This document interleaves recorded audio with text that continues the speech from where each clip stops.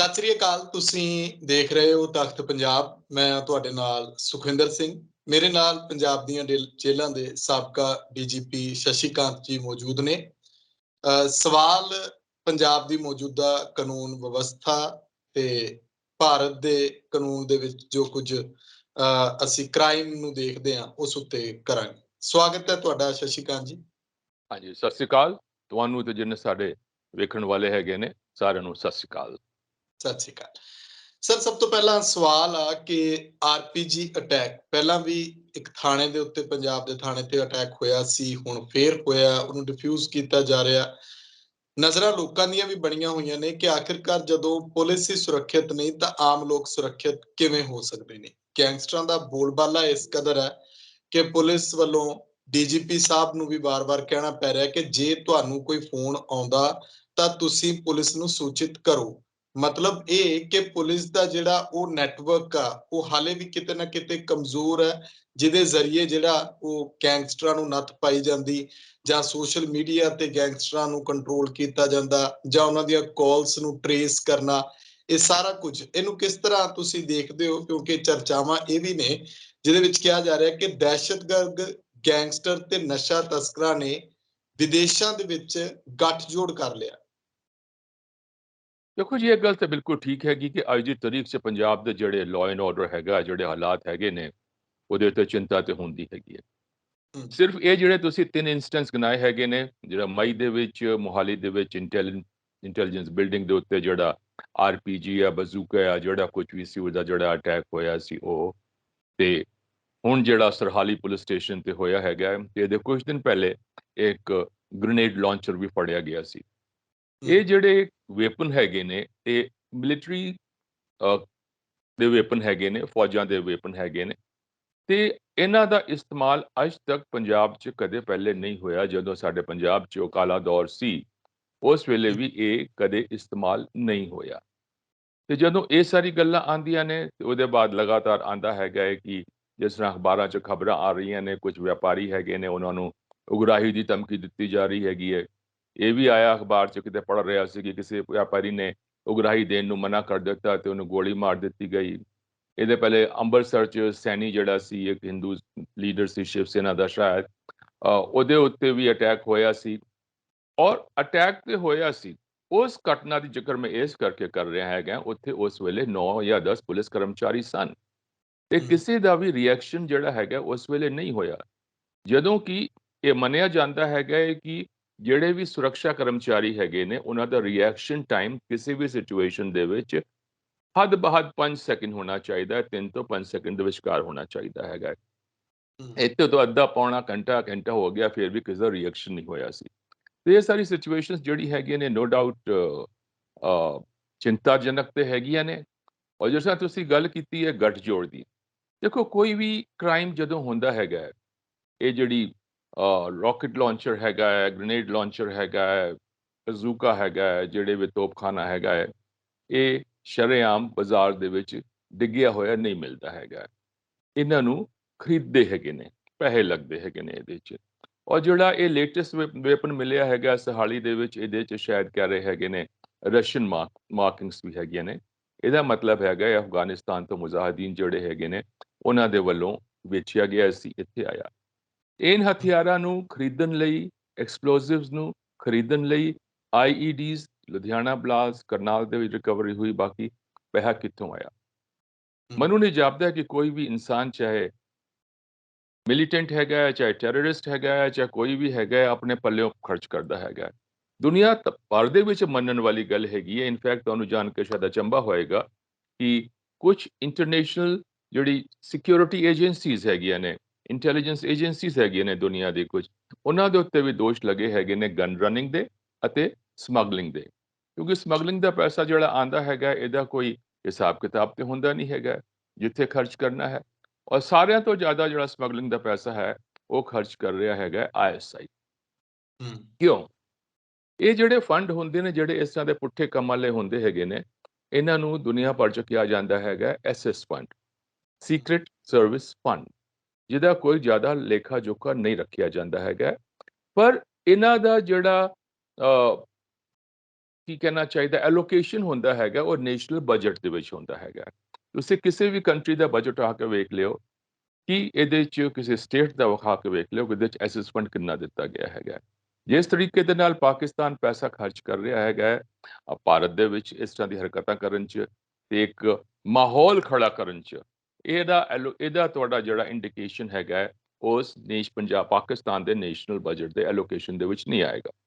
ਮਤਲਬ ਸਾਫ਼ ਹੈਗਾ ਕਿ ਉਹ ਡਰੱਗ ਸਮਗਲਿੰਗ ਕਰ ਰਹੇ ਹੈਗੇ ਨੇ, ਡਰੱਗ ਦਾ ਪੈਸਾ ਆ ਰਿਹਾ ਜਿਹਨੂੰ ਅਸੀਂ ਕਹਿੰਦੇ ਨੇ ਕੋਵਰਟ ਅਤੇ ਓਵਰਟ ਆਪਰੇਸ਼ਨਸ ਜਿਹੜੇ ਹੈਗੇ ਨੇ ਆਈਐਸਆਈ ਦੇ, ਉਹ ਕਰ ਰਹੇ ਹੈਗੇ ਨੇ। ਤੇ ਇਹ ਪੈਸਾ ਜਿਹੜਾ ਹੈਗਾ ਦੇਖੋ, ਜਦੋਂ ਆਂਦਾ ਹੈਗਾ, ਤੁਸੀਂ ਗੱਲ ਕੀਤੀ ਕਿ ਇੱਥੇ ਤੁਸੀਂ ਪੜ੍ਹਿਆ ਵੀ, ਸਵੇਰੇ ਗੱਲ ਕਰ ਰਹੇ ਸੀ ਤੁਸੀਂ, ਕਿਸੇ ਅਖਬਾਰ 'ਚ ਨਿਕਲਿਆ ਹੈਗਾ ਸਲੀਪਰ ਸੈੱਲਸ ਦੀ। ਸਲੀਪਰ ਸੈੱਲ ਕੌਣ ਹੈਗੇ ਨੇ? ਇੱਕ ਇਸ ਤਰ੍ਹਾਂ ਦੇ ਬੰਦੇ ਹੈਗੇ ਨੇ ਜਿਨ੍ਹਾਂ ਦਾ ਕੋਈ ਪੁਲਿਸ ਦੇ ਕੋਲ ਕੋਈ ਰਿਕਾਰਡ ਨਹੀਂ ਹੈਗਾ ਹੈ, ਪਰ ਹੈ ਤੇ ਉਹ ਇਨਸਾਨ। ਉਹਨਾਂ ਨੂੰ ਰੋਟੀ ਚਾਹੀਦੀ ਹੈਗੀ ਹੈ, ਉਹਨਾਂ ਨੂੰ ਆਪਣਾ ਪਰਿਵਾਰ ਚੱਲਣ ਲਈ ਪੈਸਾ ਚਾਹੀਦਾ ਹੈਗਾ ਹੈ, ਤੇ ਉਹਨਾਂ ਨੂੰ ਲਗਾਤਾਰ ਇਹ ਪੈਸਾ ਜਿਹੜਾ ਹੈਗਾ ਇਹ ਪੁਜਾਇਆ ਜਾਂਦਾ ਹੈਗਾ ਹੈ। ਚਾਹੇ ਉਹ ਟੈਰਰਿਸਟ ਹੈਗੇ ਨੇ, ਚਾਹੇ ਡਰੱਗ ਸਮਗਲਰਸ ਹੈਗੇ ਨੇ, ਚਾਹੇ ਆਈਐਸਆਈ ਹੈਗੀ ਹੈ, ਚਾਹੇ ਗੈਂਗਸਟਰਸ ਹੈਗੇ ਨੇ, ਕੋਈ ਵੀ। ਇਹ ਸਾਰਾ ਗੱਲ ਘੁੰਮਾ ਕੇ ਉਹੀ ਆਂਦੀ ਹੈਗੀ ਹੈ ਜਿਹੜਾ ਜਿੱਥੋਂ ਤੁਸੀਂ ਸ਼ੁਰੂਆਤ ਕੀਤੀ ਸੀ। ਅੱਜ ਦੀ ਤਾਰੀਖ 'ਚ ਪੰਜਾਬ ਦੇ ਵਿੱਚ ਗੈਂਗਸਟਰਸ ਦਾ, ਡਰੱਗ ਸਮਗਲਰਸ ਦਾ, ਟੈਰਰਿਸਟਸ ਦਾ, ਤੇ ਇਨ ਸਾਰਿਆਂ ਦੇ ਉੱਤੇ ਜਿਹੜਾ ਉਹਨਾਂ ਦਾ ਪਿਓ ਬੈਠਾ ਹੈਗਾ ਹੈ ਆਈਐਸਆਈ, ਇਨ ਸਾਰਿਆਂ ਤੇ ਗੱਠਜੋੜ ਹੈਗਾ ਹੈ। ਇਹ ਗੱਠਜੋੜ ਅੱਜ ਦਾ ਪੁਰਾਣੇ ਸਮੇਂ ਦੇ ਗੱਠਜੋੜ ਥੋੜਾ ਚੇਂਜ ਹੋ ਗਿਆ ਹੈ। ਪਹਿਲੇ ਗੱਠਜੋੜ ਇੱਥੇ ਹੁੰਦਾ ਸੀ ਡਰੱਗ ਸਮਗਲਰਸ ਦਾ, a section of police officers, a section of politicians. ਇਹ ਸਿਚੁਏਸ਼ਨ ਹੁਣ ਚੇਂਜ ਹੋਈ ਹੈ। ਥੈਂਕ ਯੂ ਜੀ। ਸ਼ਸ਼ੀਕਾਂਤ ਜੀ, ਇੱਕ ਸਵਾਲ ਕਿ ਆਈਐਸਆਈ ਦਾ ਸਿਰਫ ਪੰਜਾਬ ਦੇ ਵਿੱਚ ਹੀ ਇੰਟਰਸਟ ਆ ਇਹੋ ਜਿਹੀਆਂ ਗਤੀਵਿਧੀਆਂ ਨੂੰ ਲੈ ਕੇ, ਜਾਂ ਭਾਰਤ ਦੇ ਹੋਰ ਵੀ ਸੂਬਿਆਂ ਦੇ ਵਿੱਚ? ਕਿਉਂਕਿ 50 ਕਿਲੋਮੀਟਰ ਤੱਕ ਜਦੋਂ ਬੀਐਸਐਫ ਦਾ ਦਾਇਰਾ ਵੱਧ ਜਾਂਦਾ, ਸਵਾਲ ਉੱਥੇ ਵੀ ਖੜੇ ਹੁੰਦੇ ਨੇ। Yes, you are right, absolutely. ਦੇਖੋ, ਆਈਐਸਆਈ ਦਾ ਇੰਟਰਸਟ ਤੇ ਬੇਸਿਕਲੀ ਹੈਗਾ ਹੈ ਪੂਰੇ ਸਾਡੇ ਮੁਲਕ ਦੇ ਵਿੱਚ ਅਫਰਾ ਤਫਰੀ ਮਚਾਉਣ ਦਾ। ਪਿਛਲੇ ਦਿਨਾਂ 'ਚ ਜਿਹੜੇ ਕੁਛ ਹੋ ਗਿਆ, ਸ਼ਾਇਦ 90s ਦੇ ਵਿੱਚ ਹੋਏ ਸਨ, ਜਿਹੜੇ ਬੰਬ ਬਲਾਸਟ ਹੋਏ ਸਨ, ਦਿੱਲੀ 'ਚ ਹੋਏ ਸੀ, ਬੰਬੇ ਦੇ ਵਿੱਚ ਹੋਏ ਸੀ, ਉਹਦੇ 'ਚ ਇਨਵੈਸਟੀਗੇਸ਼ਨ ਦੇ ਦੌਰਾਨ ਸਾਫ਼ ਆ ਗਿਆ ਸੀ ਕਿ ਪਾਕਿਸਤਾਨ ਦਾ ਹੱਥ ਹੈਗਾ ਹੈ। ਬੰਬੇ ਤੇ ਜਿਹੜਾ ਕਸਾਬ ਕਸੂਬ ਨੇ ਅਟੈਕ ਕੀਤਾ ਸੀ, ਉਹਦੇ ਸਾਫ਼ ਆ ਗਿਆ ਸੀ ਆਈਐਸਆਈ। ਪੰਜਾਬ ਜਿਹੜਾ ਹੈਗਾ ਇਹਦੀ ਇੰਪੋਰਟੈਂਸ ਇਸ ਕਰਕੇ ਵੱਧ ਜਾਂਦੀ ਹੈਗੀ ਹੈ, ਇੱਕ ਤੇ ਇਹ ਸਰਹੱਦੀ ਸੂਬਾ ਹੈਗਾ, ਜਿਹਦੀ ਕਿ ਬਾਰਡਰ ਜਿਹੜਾ ਹੈਗਾ ਪਾਕਿਸਤਾਨ ਦੇ ਨਾਲ ਲੱਗਿਆ ਹੋਇਆ ਹੈਗਾ, ਔਰ ਪਾਕਿਸਤਾਨ ਤੋਂ ਹਮੇਸ਼ਾ ਦੀ ਪਾਕਿਸਤਾਨ ਦੀ ਕੋਸ਼ਿਸ਼ ਰਹੀ ਹੈਗੀ ਹੈ ਕਿ ਇੱਥੇ ਟਰਬਲ ਕ੍ਰੀਏਟ ਕਰੋ ਸਾਡੇ ਪੰਜਾਬ ਦੇ ਵਿੱਚ। ਸ਼ਾਇਦ ਉਹਨਾਂ ਦੇ ਦਿਮਾਗ ਦੇ ਵਿੱਚ ਜਿਹੜੇ ਉਸ ਵੇਲੇ ਜਿਹੜੇ ਬੰਗਾਲੀ ਹੈਗੇ ਨੇ ਬੰਗਲਾਦੇਸ਼ ਦੇ, ਉਹਨਾਂ ਨੇ ਜਿਹੜਾ ਰਿਵੋਲਟ ਕੀਤਾ ਸੀ ਤੇ ਆਪਣੇ ਮੁਲਕ ਨੂੰ ਆਜ਼ਾਦ ਕਰ ਲਿੱਤਾ ਸੀ, ਤੇ ਉਹਦੇ 'ਚ ਭਾਰਤ ਦੀ ਮਦਦ ਤੇ ਹੋਈ ਸੀ। ਸ਼ਾਇਦ ਉਹਨਾਂ ਦਾ ਮਨਸ਼ਾ ਇਹ ਹੈਗੀ ਹੈ ਕਿ ਇਸ ਬਾਰਡਰ ਸਟੇਟ ਨੂੰ ਡੀਸਟੇਬਲਾਈਜ਼ ਕਰ ਦਿਓ। ਜੇ ਇੱਥੇ ਡੀਸਟੇਬਲਾਈਜ਼ ਹੁੰਦੀ ਹੈਗੀ ਹੈ, ਤੇ ਇਹ ਗੱਲ ਤੇ ਤੁਸੀਂ ਮੰਨਦੇ ਹੈਗੇ ਹੋ ਕਿ ਪੰਜਾਬ ਆਪਣਾ ਇੰਡੀਆ ਦੇ ਵਿੱਚ ਕਾਫੀ ਸੂਬੇ ਹੈਗੇ ਨੇ, ਪਰ ਜਿੰਨਾ ਹੋਲ ਪੰਜਾਬੀਆਂ ਦਾ ਹੁੰਦਾ ਹੈਗਾ ਪੂਰੇ ਦੁਨੀਆ 'ਚ, ਤੇ ਪੰਜਾਬ ਦੀ ਗੱਲ ਨਹੀਂ ਕਰ ਰਿਹਾ, ਭਾਰਤ ਦੀ ਗੱਲ ਨਹੀਂ ਕਰ ਰਿਹਾ ਹੈਗਾ, ਜੇ ਇੱਕ ਇੱਥੇ ਟਰਬਲ ਕ੍ਰੀਏਟ ਕਰਦੇ ਹੈਗੇ ਨੇ, ਤੇ ਉਹ ਜਿਹੜੇ ਉਹਨਾਂ ਦੇ ਵਿਚਕਾਰ ਜਿਹੜੀ ਸ਼ੰਕਾਵਾਂ ਹੈਗੀਆਂ ਨੇ, ਉਹਨਾਂ ਦੇ ਵਿਚਕਾਰ ਜਿਹੜੇ ਸ਼ੱਕ ਹੈਗੇ ਨੇ, ਉਹ ਵੱਧਦੇ ਹੈਗੇ ਨੇ ਕਿ ਹਾਂ ਜੀ ਪ੍ਰੋਬਲਮਸ ਹੋ ਰਹੀਆਂ ਨੇ। ਇਸ ਕਰਕੇ ਉਹਨਾਂ ਦਾ ਟਾਰਗੇਟ ਬੇਸਿਕਲੀ ਪੰਜਾਬ ਰਿਹਾ ਹੈਗਾ ever since creation of Bangladesh. ਜੀ।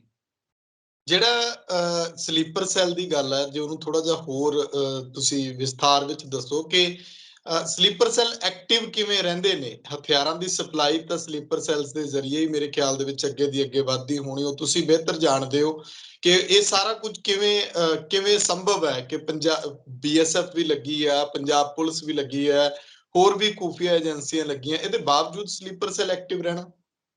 ਕੋ ਸਲੀਪਰ ਸੈੱਲ ਦੀ ਡੈਫੀਨੇਸ਼ਨ ਕੀ ਹੈਗੀ ਹੈ? ਸਲੀਪਰ ਸੈੱਲ ਦਾ ਹੈਗਾ, ਇੱਕ ਬੰਦਾ ਸਲੀਪਰ ਸੈੱਲ ਤਾਂ ਬਣਦਾ ਹੈਗਾ, ਦੋ ਕਾਰਨ ਹੁੰਦੇ ਹੈਗੇ ਨੇ। ਜਾਂ ਤੇ ਉਹਨੂੰ ਪੈਸੇ ਦੀ ਕੋਈ ਘਾਟ ਹੈਗੀ ਹੈ, ਅਨਐਮਪਲੋਇਮੈਂਟ ਹੈਗਾ ਹੈ, ਨੌਕਰੀਆਂ ਨਹੀਂ ਮਿਲ ਰਹੀ ਹੈਗੀਆਂ ਨੇ, ਇੱਕ ਤੇ ਕਾਰਨ ਇਹ ਹੁੰਦਾ ਹੈਗਾ, ਔਰ ਦੂਜਾ ਕਾਰਨ ਹੁੰਦਾ ਹੈ ਇੱਕ ਆਈਡੀਓਲੋਜੀਕਲ ਕੰਸੀਡਰੇਸ਼ਨ, ਜਿਹੜਾ ਕਿ ਜਦੋਂ ਪੰਜਾਬ ਦੇ ਵਿੱਚ 80s ਦੇ ਵਿੱਚ ਟਰਬਲ ਹੋਈ ਸੀ, ਉਸ ਵੇਲੇ ਵੀ ਆਈਡੀਓਲੋਜੀਕਲ ਚੀਜ਼ ਇੱਕ ਤਰ੍ਹਾਂ ਦੀ ਆਈ ਸੀ, ਧਾਰਮਿਕ ਚੀਜ਼ ਵੀ ਆਈ ਸੀ। ਤੇ ਸਲੀਪਰ ਸੈੱਲ ਕਿਸ ਤਰ੍ਹਾਂ ਬਣਦੇ ਹੈਗੇ ਨੇ ਕਿ ਜਾਂ ਤੇ ਉਹਨਾਂ ਨੂੰ ਪੈਸੇ ਦੀ ਲੋੜ ਹੈਗੀ ਹੈ, ਜਾਂ ਉਹਨਾਂ ਦੀ ਕਿਸੇ ਤਰੀਕੇ ਦੇ ਨਾਲ ਬ੍ਰੇਨ ਵਾਸ਼ਿੰਗ ਕੀ ਜਾਂਦੀ ਹੈਗੀ ਹੈ ਕਿ ਹਾਂ ਤੁਹਾਡੇ ਨਾਲ ਧੱਕਾ ਹੋ ਰਿਹਾ ਹੈਗਾ, ਵਾਟਐਵਰ ਇਟ ਇਜ਼।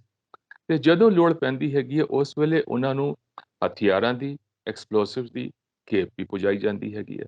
ਮੋਟਾ ਜਿਹਾ ਤੁਹਾਨੂੰ ਉਦਾਹਰਨ ਮੈਂ ਦੇਣਾ ਹੈਗਾ, ਲੁਧਿਆਣਾ ਕੋਰਟ ਬਲਾਸਟ ਦੇ ਵਿੱਚ ਲੁਧਿਆਣਾ ਕੋਰਟ ਬਲਾਸਟ ਦੇ ਵਿੱਚ ਜਿਹੜਾ ਬੰਦਾ ਪਹਿਲੇ ਫੜਿਆ ਗਿਆ ਸੀ, ਉਹਦਾ ਕੋਈ ਉਹਦੇ ਗੁਆਂਢੀਆਂ ਨੂੰ ਵੀ ਨਹੀਂ ਪਤਾ ਸੀ ਕਿ ਇਹ ਸਲੀਪਰ ਸੈੱਲ ਹੋ ਸਕਦਾ ਹੈਗਾ। He was just an ordinary person, ਜਿਸ ਤਰ੍ਹਾਂ ਤੁਸੀਂ ਹੈਗੇ ਹੋ, ਮੈਂ ਹੈਗਾ ਜਾਂ ਕੋਈ ਹੋਰ ਹੈਗਾ, ਜਿਹੜਾ ਕਿ ਆਪਣੀ ਜ਼ਿੰਦਗੀ ਜਿਹੜੀ ਹੈਗੀ ਰੋਜ਼ਮਰਰਾ ਦੀ ਜ਼ਿੰਦਗੀ ਜੀ ਰਿਹਾ ਹੈਗਾ। ਪਰ ਜਦੋਂ ਉਹਨੂੰ ਐਕਟੀਵੇਟ ਕਰਨਾ ਸੀ ਤੇ ਉਹਨਾਂ ਦੇ ਜਿੱਥੇ ਵੀ ਉਹਨਾਂ ਦੇ ਆਈਡੀਜ਼ ਆਉਣੀਆਂ ਸੀ, ਐਕਸਪਲੋਸਿਵਸ ਆਉਣੀਆਂ ਸਨ, ਉਹ ਉਹਨੂੰ ਦਿੱਤਾ ਗਿਆ। ਔਰ ਇੱਕ ਹੋਰ ਗੱਲ ਦੱਸਦਾ, ਸਲੀਪਰ ਸੈੱਲ ਦੀ ਤੁਸੀਂ ਗੱਲ ਕਰਦੇ ਹੈਗੇ ਹੋ, ਦੇਖੋ ਰੀਸੈਂਟ ਪਾਸਟ ਦੇ ਵਿੱਚ 2 ਅਟੈਕ ਹੋਏ ਹੈਗੇ ਨੇ। ਇੱਕ ਮਈ 'ਚ ਹੋਇਆ ਸੀ ਪੰਜਾਬ ਇੰਟੈਲੀਜੈਂਸ ਬਿਲਡਿੰਗ ਦੇ ਵਿੱਚ ਮੋਹਾਲੀ ਦੇ ਵਿੱਚ, ਔਰ ਇੱਕ ਹੋਇਆ ਹੈਗਾ ਹੁਣ ਸਰਹਾਲੀ ਦੇ ਵਿੱਚ। ਇਹ ਜਿਹੜਾ ਵੈਪਨ ਹੈਗਾ ਆਰਪੀਜੀ ਜਾਂ ਜਿਹੜਾ ਵੀ ਹੈਗਾ ਹੈ, ਇਹਦੀ ਤਾਕਤ ਇੰਨੀ ਹੈਗੀ ਹੈ ਕਿ ਇਹ ਇੱਕ ਟੈਂਕ ਨੂੰ ਵੀ ਉਡਾ ਸਕਦਾ ਹੈ। ਜੀ ਤੇ ਜੇ ਇਹਦਾ ਨਿਸ਼ਾਨਾ ਰੱਬ ਨਾ ਕਰੇ ਠੀਕ ਪੈਂਦਾ, ਸਹੀ ਪੈਂਦਾ, ਤੇ ਸ਼ਾਇਦ ਬਿਲਡਿੰਗ ਹੀ ਉੜ ਸਕਦੀ ਸੀ ਦੋਵੇਂ ਪਾਸਿਓਂ। ਪਰ ਇਹਦੇ 'ਚ ਮਾੜਾ ਮੋਟਾ ਨੁਕਸਾਨ ਹੋਇਆ ਸੀ ਦੋਵੇਂ ਪਾਸੇ। ਇਹਦਾ ਮਤਲਬ ਹੈਗਾ ਕਿ ਜਿਹੜੇ ਬੰਦੇ ਇਹਨਾਂ ਨੂੰ ਹੈਂਡਲ ਕਰ ਰਹੇ ਸੀ, ਇਨ ਵੈਪਨਸ ਨੂੰ, ਉਹਨਾਂ ਨੂੰ ਇਸ ਵੈਪਨ ਦੇ ਬਾਰੇ ਪੂਰੀ ਜਾਣਕਾਰੀ ਨਹੀਂ ਸੀ। ਮੋਟੇ ਤੌਰ ਤੇ ਉਹਨਾਂ ਨੂੰ ਸ਼ਾਇਦ ਜਦੋਂ ਫੜੇ ਜਾਣਗੇ ਤੇ ਗੱਲ ਮੂਹਰੇ ਵੀ ਆ ਜਾਏਗੀ। ਮੋਟੇ ਤੌਰ ਤੇ ਸ਼ਾਇਦ ਇਹ ਦੱਸਿਆ ਗਿਆ ਸੀ ਕਿ ਇਸ ਤਰ੍ਹਾਂ ਹੁੰਦਾ, ਇਹਨੂੰ ਮੋਢੇ ਤੇ ਰੱਖ ਕੇ ਚਲਾਉਣਾ ਹੈਗਾ ਜਾਂ ਇੱਟਾਂ ਦਾ ਜਿਹੜਾ ਹੈਗਾ ਥੋੜਾ ਥੜਾ ਜਿਹਾ ਬਣਾ ਕਰਕੇ, ਪਿਲਰ ਜਿਹਾ ਬਣਾ ਕੇ ਉਹਦੇ ਰੱਖਣਾ ਹੈਗਾ। ਤੇ ਉਹਨਾਂ ਨੂੰ ਕੋਲ ਨੈਚੁਰਲੀ, ਫੋਰਚੂਨੇਟਲੀ ਉਹਨਾਂ ਦੇ ਕੋਲ ਕੋਈ ਪ੍ਰੈਕਟਿਸ ਤੇ ਸੀ ਨਹੀਂ। ਅੱਜ ਦੀ ਤਰੀਕ 'ਚ ਜਿਹੜਾ ਸਾਡੇ ਇੱਥੋਂ ਮੁੰਡੇ ਬੱਚੇ ਜਿਹੜੇ ਹੈਗੇ ਨੇ ਪਾਕਿਸਤਾਨ ਜਾ ਕੇ ਟ੍ਰੇਨਿੰਗ ਕਰਦੇ ਸੀ, ਹੁਣ ਫੋਰਚੂਨੇਟਲੀ ਉਹ ਗੱਲ ਤੇ ਨਹੀਂ ਹੈਗੀ ਹੈ। ਤੇ ਉਹਨਾਂ ਨੂੰ ਜਿਹੜੀ ਥੋੜੀ ਮਾੜੀ ਮੋਟੀ ਟ੍ਰੇਨਿੰਗ ਹੈਗੀ ਹੈ, ਫੋਨ ਦੇ ਰਾਹੀਂ, ਵੀਡੀਓ ਰਿਕਾਰਡਿੰਗ ਦੇ ਰਾਹੀਂ ਇਸ ਤਰ੍ਹਾਂ ਦਿੱਤੀ ਜਾਂਦੀ ਹੈ। ਇਸੇ ਕਰਕੇ ਖੁਸ਼ਕਿਸਮਤੀ ਨਾਲ ਇਹ ਸਾਰੇ ਦੋਵੇਂ ਥਾਵਾਂ ਤੇ ਬਚਾਅ ਹੋਇਆ। ਇਸ ਕਰਕੇ ਮੈਂ ਕਹਿੰਦਾ ਹੈ ਕਿ ਇਹ ਜਿਹੜੇ ਬੰਦੇ ਸਨ, ਜਿੱਥੇ ਤੱਕ ਮੇਰਾ ਲਿਮਿਟਿਡ ਮਾੜਾ ਮੋਟਾ ਗਿਆਨ ਹੈਗਾ ਹੈ, ਜਿੰਨੀ ਥੋੜੀ ਬਹੁਤ ਨੌਲੇਜ ਹੈਗੀ ਹੈ, ਮੈਨੂੰ ਜਾਪਦਾ ਹੈਗਾ ਕਿ ਸਲੀਪਰ ਸੈੱਲ ਸਨ, ਜਿਨ੍ਹਾਂ ਨੂੰ ਲਾਸਟ ਮੋਮੈਂਟ ਤੇ ਐਕਟੀਵੇਟ ਕਰਾਇਆ। ਔਰ ਵੈਪਨਸ ਜਿਹੜੇ ਆਏ ਹੈਗੇ ਨੇ, ਰਸ਼ੀਅਨ ਮਾਰਕਿੰਗ ਹੈਗੀਆਂ ਨੇ, ਅੱਜਕੱਲ ਡਰੋਨਸ ਖੂਬ ਚੱਲ ਰਹੇ ਹੈਗੇ ਨੇ, ਔਰ ਜਿਹੜੇ ਡਰੋਨ ਚਾਈਨਾ ਸਪਲਾਈ ਕਰ ਰਿਹਾ ਹੈਗਾ ਪਾਕਿਸਤਾਨ ਨੂੰ, ਦੇ ਆਰ ਵੈਰੀ ਪਾਵਰਫੁਲ। ਉਹਨਾਂ ਦੀ ਜਿਹੜੀ ਹੈਗੀ ਹੈ ਪਹੁੰਚ ਹੈਗੀ ਹੈ, ਉਡਾਨ ਜਿਹੜੀ ਹੈਗੀ ਹੈ ਬਹੁਤ ਉੱਚੀ ਹੈਗੀ ਹੈ। ਤੇ ਉਹਨਾਂ 'ਚ ਇਹ ਵੀ ਹੋ ਸਕਦਾ ਹੈਗਾ ਹੈ ਕਿ ਜਿਹੜੇ ਰਾਡਾਰ ਲੱਗੇ ਹੈਗੇ ਨੇ, ਉਹਨਾਂ ਤੋਂ ਕਿਸ ਤਰ੍ਹਾਂ ਬਚਣਾ ਹੈਗਾ। ਰਡਾਰ 'ਚ ਹੈਗਾ ਇੱਕ ਉਚਾਈ ਤੱਕ ਜਦੋਂ ਤੁਸੀਂ ਕਰੋਗੇ ਤਾਂ ਉਹਦੇ 'ਚ ਰਡਾਰ ਦੇ ਵਿੱਚ ਨਹੀਂ ਆਏਗਾ, ਕਿਉਂਕਿ they are all sonic waves and all those things. So ਇਸ ਤਰੀਕੇ ਦੇ ਨਾਲ ਆਇਆ ਹੈਗਾ ਸਮਾਨ ਸਾਰਾ ਨੈਚੁਰਲੀ ਡਰੋਨਸ ਦੇ ਰਾਹੀਂ। ਪੰਜਾਬ ਲੈਂਡ ਰਾਊਟ ਹੈਗਾ, ਇਹਦੇ 'ਚੋਂ ਨੈਚੁਰਲੀ ਆਪਣੀ ਧਰਤੀ ਦੇ ਰਾਹੀਂ ਤੇ ਆ ਨਹੀਂ ਸਕਦਾ ਹੈਗਾ। ਜਿਹੜਾ ਸਮੁੰਦਰ ਹੈਗਾ ਬਹੁਤ ਦੂਰ ਹੈਗਾ, ਉੱਥੋਂ ਵੀ ਨਹੀਂ ਆ ਸਕਦਾ। ਲੌਜੀਕਲ ਕਨਕਲੂਜਨ ਇਹ ਪੁੱਛਦਾ ਹੈਗਾ ਕਿ ਇਹ ਜਿਹੜੇ ਵੈਪਨ ਆਏ ਸਨ, ਇਹ ਡਰੋਨਾਂ ਦੇ ਰਾਹੀਂ ਆਏ ਸਨ, ਔਰ ਕਿਸੇ ਇਸ ਤਰ੍ਹਾਂ ਦੇ ਥਾਂ ਤੇ ਆਏ ਸਨ ਜਿੱਥੇ ਕਿ ਸ਼ਾਇਦ ਰਾਡਾਰ ਨਹੀਂ ਹੈਗੇ ਨੇ, ਜਾਂ ਕੁਝ ਇਸ ਤਰ੍ਹਾਂ ਦੇ ਜਿਹੜੇ ਯੰਤਰ ਹੈਗੇ ਨੇ, ਟੈਕਨੋਲੋਜੀਕਲ ਗੈਜਟਸ ਹੈਗੇ, ਉਹ ਨਹੀਂ ਹੈਗੇ। Thank you. ਤੇ ਇਹ ਸਿਰਫ ਥਾਣਿਆਂ ਨੂੰ ਨਿਸ਼ਾਨਾ ਬਣਾਉਣਾ ਜਾਂ ਪੁਲਿਸ ਨੂੰ ਨਿਸ਼ਾਨਾ ਬਣਾਉਣਾ, ਇਹਦਾ ਕੀ ਕਾਰਨ ਸਮਝਿਆ ਜਾਏ? ਇਹਦਾ ਸਾਰਿਆਂ ਤੋਂ ਵੱਡਾ ਕਾਰਨ ਇਹ ਹੈਗਾ, ਦੇਖੋ ਇੱਕ ਇਨਸਾਨ ਸਾਰੇ ਬਰਾਬਰ ਹੈਗੇ ਨੇ, ਚਾਹੇ ਕੋਈ ਨਾਰਮਲ ਇਨਸਾਨ ਹੈਗਾ ਤੁਹਾਡੇ ਵਰਗਾ, ਮੇਰੇ ਵਰਗਾ, ਜਾਂ ਕੁਛ ਹੈਗਾ। ਪਰ ਜੇ ਕੋਈ ਅਟੈਕ ਹੁੰਦਾ ਹੈ ਕਿਸੇ ਵਾਈਟਲ ਇੰਸਟਾਲੇਸ਼ਨ ਤੇ, ਸਿਕਿਉਰਿਟੀ ਇੰਸਟਾਲੇਸ਼ਨ ਤੇ, ਪੁਲਿਸ ਇੰਸਟਾਲੇਸ਼ਨ ਤੇ, ਕਿਸੇ ਇੰਪੋਰਟੈਂਟ ਸਰਕਾਰੀ ਬਿਲਡਿੰਗ ਦੇ ਉੱਤੇ, ਉਹਦਾ ਜਿਹੜਾ ਹੈਗਾ ਉਰਦੂ ਦੇ ਵਿੱਚ ਕਹਿੰਦੇ ਹੈਗੇ ਨੇ, ਇਹਨੂੰ ਹਊਆ ਕਹਿੰਦੇ ਹੈਗੇ ਨੇ, ਕਿ ਬਹੁਤ ਵੱਡਾ ਜਿਹੜਾ ਹੈਗਾ ਇੱਕ ਡਰ ਪੈਦਾ ਹੋ ਜਾਂਦਾ, ਖੌਫ ਪੈਦਾ ਹੋ ਜਾਂਦਾ ਹੈਗਾ। ਇਸ ਕਰਕੇ ਇਹਨਾਂ ਨੂੰ ਅਟੈਕ ਜਿਹੜਾ ਹੈਗਾ, ਜਦੋਂ ਮੈਨੂੰ ਯਾਦ ਹੈਗਾ ਜਦੋਂ ਮੈਂ ਇੰਟੈਲੀਜੈਂਸ ਦੇ ਵਿੱਚ ਹੁੰਦਾ ਸੀ, ਸੈਂਟਰਲ ਇੰਟੈਲੀਜੈਂਸ, ਉਸ ਵੇਲੇ ਵੀ ਆਉਂਦਾ ਸੀ, ਉਹਦੇ 'ਚ ਭਾਸ਼ਾ ਹੁੰਦੀ ਹੈਗੀ ਹੈ ਸਪੈਕਟੈਕੂਲਰ ਅਟੈਕ। ਸਪੈਕਟੈਕੂਲਰ ਅਟੈਕ ਦਾ ਮਤਲਬ ਹੈਗਾ ਕਿ ਇਸ ਤਰੀਕੇ ਦਾ ਅਟੈਕ ਇੱਕ ਪਬਲਿਕ ਇੰਸਟਾਲੇਸ਼ਨ ਤੇ, ਸਿਕਿਉਰਿਟੀ ਇੰਸਟਾਲੇਸ਼ਨ ਤੇ, ਜਿਹਦੇ ਕਰਕੇ ਸਾਰੇ ਜਿਹੜਾ ਇਲਾਕਾ ਹੈਗਾ ਉੱਥੇ ਖੌਫ ਆ ਜਾਏ। ਇਹ ਬੇਸਿਕ ਐਕਸਰਸਾਈਜ਼ ਹੈਗੀ ਖੌਫ ਦੀ, ਤੇ ਨਾਲ ਇਹ ਐਕਸਰਸਾਈਜ਼ ਹੈਗੀ ਹੈ ਇੱਕ ਪੁਲਿਸ ਨੂੰ ਡਿਮੋਰਲਾਈਜ਼ ਕਰਨ ਦੀ। ਅੱਜ ਦੀ ਤਰੀਕ 'ਚ ਮੈਂ ਸਮਝਦਾ ਹੈਗਾ ਕਿ ਸਾਡੀ ਪੁਲਿਸ ਬਦਕਿਸਮਤੀ ਦੇ ਨਾਲ ਥੋੜੀ ਬਹੁਤ ਡਿਮੋਰਲਾਈਜ਼ ਤੇ ਹੈਗੀ ਹੈ। ਠੀਕ ਹੈਗਾ, we have got fantastic DGP. ਅੱਜ ਡੀਜੀਪੀ ਜਿਹੜਾ ਹੈਗਾ Gaurav is really good, no doubt about it. But ਇੱਕ ਜਿਹੜੀ ਲੀਡਰਸ਼ਿਪ ਹੁੰਦੀ ਹੈਗੀ ਹੈ, ਉਹਨੂੰ ਹਮੇਸ਼ਾ ਅੱਗੋਂ they are forces are to be led from the front, not from the rear, ਪਿੱਛੋਂ ਨਹੀਂ। ਇਹ ਕਾਰਨ ਹੈਗੇ, ਡਿਮੋਰਲਾਈਜੇਸ਼ਨ ਥੋੜਾ ਹੈਗਾ ਹੈ। ਇਹ ਸਾਰੇ ਐਕਸਰਸਾਈਜ਼ ਜਿਹੜੀ ਹੈਗੇ ਡਿਮੋਰਲਾਈਜ਼ ਕਰਨ ਦੇ ਵੀ ਹੈਗੇ ਨੇ, ਤੇ ਨਾਲ ਇੱਕ ਐਕਸਰਸਾਈਜ਼ ਇਹ ਵੀ ਹੈਗਾ, ਇਸ ਤਰ੍ਹਾਂ ਦੀ ਹਰਕਤ ਹੁੰਦੀ ਹੈਗੀ ਹੈ ਜਦੋਂ ਕੋਈ ਪੋਲੀਟੀਕਲ ਡਿਬੇਟ ਬਣ ਜਾਂਦੀ ਹੈ, ਪੋਲੀਟੀਕਲ ਇਸ਼ੂ ਬਣ ਜਾਂਦਾ ਹੈਗਾ, ਪਾਰਟੀਆਂ ਆਪਸ ਦੇ ਵਿੱਚ ਲੜਨਾ ਸ਼ੁਰੂ ਕਰ ਦਿੰਦੀਆਂ ਨੇ, ਉਹਦੇ ਨਾਲ ਵੀ ਇਨਸਟੇਬਿਲਿਟੀ ਤਾਂ ਫੈਲਦੀ ਹੈਗੀ ਹੈ, ਐਕਸਪੋਜ਼ ਤੇ ਹੁੰਦਾ ਹੈਗਾ ਇੱਕ ਦੂਜੇ ਦੇ ਨਾਲ। ਤੂੰ ਮੈਂ ਜਿਸ ਤਰ੍ਹਾਂ ਹੁੰਦੀ ਹੈਗੀ ਹੈ ਉਹ ਹੁੰਦੀ ਉਹਦੇ ਨਾਲ ਸਿਚੁਏਸ਼ਨ ਗੈਟਸ ਆਲ ਦ ਮੋਰ ਬੈਡ। ਯਹੀ ਹੈਗਾ ਮਤਲਬ ਕਿ ਜਿਹੜੇ ਵਾਈਟਲ ਇੰਸਟਾਲੇਸ਼ਨਸ ਹੈਗੇ ਨੇ ਜਾਂ ਪੁਲਿਸ ਹੈਗੀ ਹੈ ਕੋਈ ਹੈਗਾ ਉਹਨਾਂ ਦੇ ਉੱਤੇ ਅਟੈਕ ਕੀਤਾ ਜਾ ਰਿਹਾ। ਜੀ ਇਹੋ ਜਿਹੇ ਹਾਲਾਤਾਂ ਦੇ ਵਿੱਚ ਜਦੋਂ ਸਰਕਾਰ ਵੀ ਚਾਹੇ ਕਿ ਪੁਲਿਸ ਨੂੰ ਤਾਕਤਾਂ ਹੋਰ ਵਧੇਰੇ ਦੇ ਦੇਣੀਆਂ ਚਾਹੀਦੀਆਂ ਜਾਂ ਪਿਛਲੀਆਂ ਸਰਕਾਰਾਂ ਸਮੇਂ ਰਿਹਾ ਕਿ ਜਿਹੜੇ ਸਿਆਸਤਦਾਨ ਨੇ ਉਹ ਪੁਲਿਸ ਤੇ ਆਪਣਾ ਕੰਟਰੋਲ ਰੱਖਦੇ ਨੇ, ਉਹਨਾਂ ਨੂੰ ਮੁਕਤ ਕਰ ਦੇਣਾ ਚਾਹੀਦਾ, ਪੁਲਿਸ ਨੂੰ ਆਪਣੇ ਤੌਰ ਉੱਤੇ ਕੰਮ ਕਰੇ। ਤੁਸੀਂ ਮੰਨਦੇ ਹੋ ਕਿ ਇਸ ਕ੍ਰਾਈਮ ਨੂੰ, ਇਸ ਤਰ੍ਹਾਂ ਦੀ ਵੱਡੀਆਂ ਜਿਹੜੀਆਂ ਘਟਨਾਵਾਂ ਨੇ ਜਾਂ ਅੱਤਵਾਦੀ ਗਤੀਵਿਧੀਆਂ ਨੇ ਜਾਂ ਗੈਂਗਸਟਰਾਂ ਦਾ ਦਖਲ ਹੈ, ਇਹਨੂੰ ਕੰਟਰੋਲ ਕਰਨ ਦੇ ਲਈ ਪੁਲਿਸ ਨੂੰ ਖੁਦ ਮੁਖਤਿਆਰ ਕਰ ਦੇਣਾ ਚਾਹੀਦਾ ਹੈ ਜਾਂ ਫਿਰ ਕਿਸ ਢੰਗ ਦੇ ਨਾਲ ਕੰਟਰੋਲ ਕਰਨਾ ਚਾਹੀਦਾ? ਦੇਖੋ ਅਨਫੋਰਚੂਨੇਟਲੀ ਪੰਜਾਬ ਦੇ ਵਿੱਚ ਸਿਰਫ ਪੁਲਿਸ ਦਾ ਹੀ ਨਹੀਂ, ਜਿੰਨਾ ਵੀ ਐਡਮਿਨਿਸਟ੍ਰੇਸ਼ਨ ਸਾਡਾ ਹੈਗਾ ਹੈ, ਵੱਖ-ਵੱਖ ਸਰਵਿਸਾਂ ਹੈਗੀਆਂ ਨੇ, 50 ਕਿਸਮ ਦੇ ਸਰਵਿਸਿਜ਼ ਹੋਣਗੀਆਂ। ਉਹ ਸਾਰੀ ਸਰਵਿਸਿਜ਼ ਪੁਲਿਸ ਨੂੰ ਮਿਲਾ ਕੇ, ਰਲਾ ਮਿਲਾ ਕੇ ਇਹ ਸਾਰੀ ਹੈਵੀਲੀ ਪੋਲੀਟੀਸਾਈਜ਼ ਹੋ ਗਈਆਂ ਸਨ।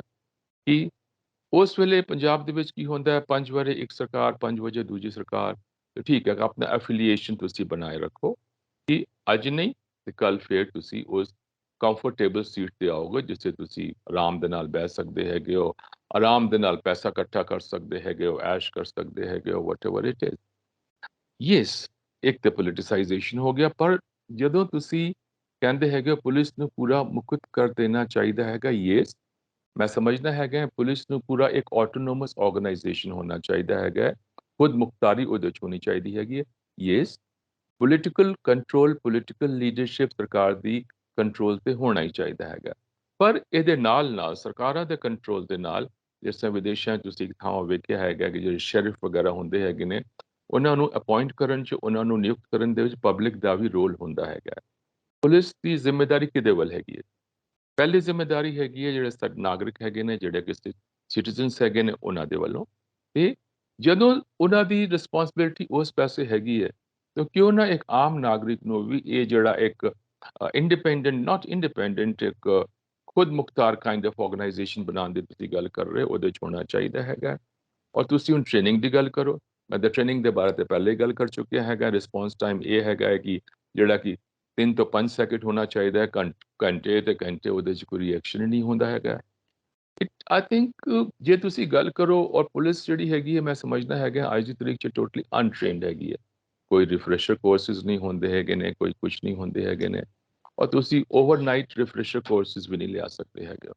ਤੇ ਮੈਂ ਸਮਝਦਾ ਇਹ ਸਮਾਂ ਆ ਗਿਆ ਹੈਗਾ ਹੈ, ਇਹ ਸਮਾਂ ਹੈਗਾ ਇੱਕ, ਮੈਂ ਸਮਝਦਾ ਹੈਗਾ ਇੱਕ ਨੈਸ਼ਨਲ ਕ੍ਰਾਈਸਿਸ ਹੈਗਾ, ਇੱਕ ਕ੍ਰਾਈਸਿਸ ਹੈਗਾ ਹੈ।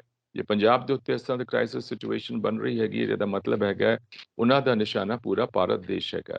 ਇਟ ਇਜ਼ ਅਬਾਊਟ ਟਾਈਮ ਕਿ ਜਿੰਨੀ ਵੀ ਪੁਲਿਸ ਏਜੰਸੀਜ਼ ਹੈਗੀਆਂ ਨੇ ਉਹਨਾਂ ਨੂੰ ਇਹ ਵੀ, ਔਰ ਸਿਕਿਉਰਿਟੀ ਏਜੰਸੀਜ਼, ਉਹਨਾਂ ਨੂੰ ਇਹ ਭੁੱਲ ਜਾਣਾ ਚਾਹੀਦਾ ਜਿਹੜੇ ਅਸੀਂ ਪੰਜਾਬੀ ਕਹਿੰਦੇ ਹੈਗੇ ਨੇ ਕਿ ਸਾਡੀ ਲੱਤ ਉੱਤੇ ਰਹਿਣੀ ਚਾਹੀਦੀ ਹੈ ਜੀ। They all have to work together to face this particular crisis which is coming up, which is emerging, and which is emerging very fast at a very massive speed. ਜੀ ਤੁਸੀਂ ਇਸ ਸਭ ਨੂੰ ਕਿੱਦਾਂ ਦੇਖਦੇ ਹੋ ਕਿ ਗੈਂਗਸਟਰਾਂ ਨੂੰ ਹਥਿਆਰਾਂ ਦੀ ਟ੍ਰੇਨਿੰਗ ਮਿਲ ਜਾਂਦੀ ਆ ਤੇ ਉਸ ਤੋਂ ਬਾਅਦ ਉਹ ਆਪਣੀਆਂ ਜਿਹੜੀਆਂ ਗਤੀਵਿਧੀਆਂ ਨੂੰ ਅੰਜਾਮ ਦਿੰਦੇ ਨੇ, ਜੇਲ੍ਹਾਂ ਦੇ ਵਿੱਚ ਬੈਠੇ ਉਹ ਐਕਟਿਵ ਨੇ, ਜੇਲ੍ਹਾਂ ਦੇ ਵਿੱਚ ਉਹਨਾਂ ਦੇ ਕੰਟੈਕਟ ਪਾਕਿਸਤਾਨ 'ਚ ਬੈਠੇ ਆਪਣੇ ਗੁਰਗਿਆਂ ਤੱਕ ਹੁੰਦੇ ਨੇ। ਮਤਲਬ ਇਹ ਸਾਰਾ ਕੁਝ ਬੜਾ ਸੌਫਟਲੀ ਦੇਖਣ ਵਿੱਚ ਲੱਗਦਾ ਹੈ ਕਿ ਏਦਾਂ ਲੱਗਦਾ ਕਿ ਇੱਕ ਨਾਲ ਇੱਕ ਕੜੀ ਬਿਲਕੁਲ ਆਰਾਮ ਨਾਲ ਜੁੜੀ ਹੋਈ ਹੈ, ਜਿਵੇਂ ਅਸੀਂ ਆਪਣੇ ਇੱਕ ਦੂਜੇ ਦੇ ਨਾਲ ਸੰਪਰਕ ਵਿੱਚ ਹੁੰਨੇ ਆ ਤਾਂ ਇਹਨਾਂ ਦੇ ਸੰਪਰਕ ਬੜੇ ਸੁਖਾਲੇ ਜਿਹੇ ਲੱਗਦੇ ਨੇ ਕਿ ਇੰਨੇ ਵੱਡੇ ਗੈਂਗਸਟਰ, ਜਿੰਨਾ ਵੱਡਾ ਗੈਂਗਸਟਰ ਆ ਓਨਾ ਵੱਡਾ ਉਹ ਅੱਤਵਾਦੀ ਦੇ ਨਾਲ ਉਹਦਾ ਸੰਪਰਕ ਹੁੰਦਾ। ਦੂਜਾ ਇਹ ਕਿ ਕੀ ਤੁਸੀਂ ਮੰਨਦੇ ਹੋ ਕਿ ਗੈਂਗਸਟਰਾਂ ਨੂੰ ਅੱਤਵਾਦੀਆਂ ਦੀ ਕੈਟਾਗਰੀ ਦੇ ਵਿੱਚ ਰੱਖਣਾ ਚਾਹੀਦਾ ਹੈ? ਜੇ ਅੱਤਵਾਦੀਆਂ ਦੀ ਕੈਟਾਗਰੀ 'ਚ ਰੱਖਣਾ ਚਾਹੀਦਾ ਹੈ ਤਾਂ ਫਿਰ ਉਹਨਾਂ ਦੇ ਕੇਸ ਜਿਹੜੇ ਨੇ ਉਹ ਹੋਰ ਗੁੰਝਲਦਾਰ ਹੋ ਜਾਂਦੇ ਨੇ। ਦੇਖੋ ਗੈਂਗਸਟਰ ਪੈਦਾ ਨਹੀਂ ਹੁੰਦੇ ਹੈਗੇ ਨੇ। ਤੁਸੀਂ ਜਿੰਨੇ ਵੀ ਸੋ ਕਾਲ ਅੱਜ ਦੀ ਤਰੀਕ 'ਚ ਗੈਂਗਸਟਰਸ ਹੈਗੇ ਨੇ, ਜੇ ਉਹਨਾਂ ਦਾ ਪਿਛੋਕੜ ਵੇਖੋ ਕਿੱਥੋਂ ਸ਼ੁਰੂ ਹੁੰਦੇ ਨੇ ਗੈਂਗਸਟਰ। ਬੱਚਾ, ਇੱਕ ਇਨੋਸੈਂਟ ਬੱਚਾ ਸਕੂਲ ਦੇ ਵਿੱਚ ਜਾਂਦਾ ਹੈਗਾ ਹੈ। ਬੱਚਿਆਂ ਦੇ ਵਿਚਕਾਰ ਆਪਸੀ ਲੜਾਈ ਝਗੜਾ ਜਿਹੜਾ ਹੈਗਾ ਹੈ ਕਾਮਨ ਹੈਗਾ ਹੈ। ਸਾਡੇ ਆਪਣੇ ਬੱਚੇ ਜਿਹੜੇ ਹੈਗੇ ਨੇ ਉਹਨਾਂ ਦੇ ਵਿਚਕਾਰ ਲੜਾਈ ਝਗੜਾ ਹੁੰਦਾ ਹੈ, ਪਰ ਸਕੂਲ ਦਾ ਮਾਹੌਲ ਜਿਹੜਾ ਹੈਗਾ ਦੂਜਾ ਹੋ ਜਾਂਦਾ ਹੈ। ਉਹਦੇ 'ਚ ਹੁੰਦਾ ਹੈਗਾ ਹੈ ਕਿ ਮੈਂ ਇੱਕ ਬੜਾ ਸ਼ਬਦ ਇਸਤੇਮਾਲ ਕਰਨਾ ਹੈਗਾ, ਗਲਤ ਹੈਗਾ ਹੈ ਕਿ ਸਹੀ ਹੈਗਾ ਹੈ ਪਤਾ ਨਹੀਂ, ਬੰਬਈਆ ਸ਼ਬਦ ਹੈਗਾ ਦਾਦਾ। ਸਕੂਲ ਦਾ ਦਾਦਾ ਕੌਣ ਹੈਗਾ, ਕਾਲਜ ਦਾ ਦਾਦਾ ਕੌਣ ਹੈਗਾ, ਉੱਥੋਂ ਸ਼ੁਰੂ ਹੋ ਗਿਆ। ਉਹਦੇ ਬਾਅਦ ਬੱਚੇ ਜਿਹੜੇ ਹੈਗੇ ਨੇ ਇੱਕ ਕਾਲਜ ਵਿੱਚ ਗਏ ਜਾਂ ਯੂਨੀਵਰਸਿਟੀ ਦੇ ਵਿੱਚ ਗਏ, ਉਹੀ ਦਾਦਾਗਿਰੀ ਦੀ ਕਨਸੈਪਟ ਜਿਹੜੀ ਹੈਗੀ ਹੈ ਉੱਥੇ ਜਾ ਕੇ ਥੋੜੀ ਵੱਧ ਜਾਂਦੀ ਹੈ। ਕੋਈ ਉਹਨਾਂ ਨੂੰ ਆਰਮਸ ਟ੍ਰੇਨਿੰਗ ਨਹੀਂ ਮਿਲੀ ਹੈਗੀ। ਪਰ ਜਦੋਂ ਬੱਚਾ ਜਿਹੜਾ ਹੈਗਾ ਉਸ ਬਦਨਾਮ ਕੈਟੇਗਰੀ ਦੇ ਵਿੱਚ ਆ ਜਾਂਦਾ ਹੈ ਕਿ ਦਾਦਾ ਹੈਗਾ ਹੈ, ਜਿਹਨੂੰ ਕਿ ਆਮ ਭਾਸ਼ਾ 'ਚ ਤੁਸੀਂ ਗੁੰਡਾ ਵੀ ਕਹਿ ਸਕਦੇ ਹੋ, ਪਰ ਮੈਂ ਗੁੰਡੇ ਦੀ ਥਾਂ ਤੇ ਮੈਂ ਦਾਦਾ ਸ਼ਬਦ ਇਸਤੇਮਾਲ ਕਰਾਂਗਾ। ਉਸ ਵੇਲੇ ਉਹਨਾਂ ਨੂੰ ਸੰਰਕਸ਼ਣ ਪ੍ਰਾਪਤ ਹੁੰਦਾ ਹੈਗਾ ਹੈ ਕੁਝ ਸਿਆਸਤਦਾਨਾਂ ਦਾ। ਕਿਉਂ? ਕਿ ਠੀਕ ਹੈਗਾ, ਦਾਦਾ ਹੈਗਾ, ਇਹਦਾ ਦਬਦਬਾ ਹੈਗਾ ਤੇ ਇਲੈਕਸ਼ਨਾਂ ਦੇ ਵਿੱਚ ਸਾਡੇ ਕੰਮ ਆਏਗਾ, ਲੋਕਾਂ ਨੂੰ ਦਬਾਉਣ ਲਈ, ਲੋਕਾਂ ਨੂੰ ਆਪਣੇ ਮੇਰੇ ਹੱਕ ਦੇ ਵਿੱਚ ਕਰਨ ਲਈ। ਤੇ ਉੱਥੇ ਹੀ ਨਾਲ ਪ੍ਰਵੇਸ਼ ਹੁੰਦਾ ਹੈਗਾ, ਐਂਟਰੀ ਹੁੰਦੀ ਹੈ ਪੁਲਿਸ ਦੀ।